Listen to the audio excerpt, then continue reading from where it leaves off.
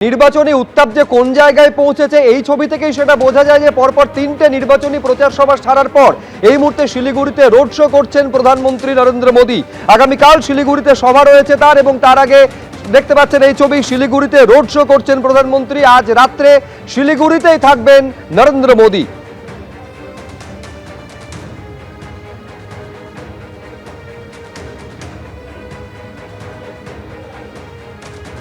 এদিকে আজ সন্ধ্যায় রোড শো চলাকালীন প্রধানমন্ত্রীর কনভয়ের পেছনে আটকে পড়ে একটি অ্যাম্বুলেন্স। সঙ্গে সঙ্গে সেই অ্যাম্বুলেন্সকে ছেড়ে দেওয়া হয়। এই যে ছবি দেখতে পাচ্ছেন, এই অ্যাম্বুলেন্স প্রধানমন্ত্রী রোড শোর যে কনভয় তার পেছনে আটকে পড়েছিল, সঙ্গে সঙ্গে অ্যাম্বুলেন্সটিকে ছেড়ে দেওয়া হয়। দেখছেন সেই ছবি।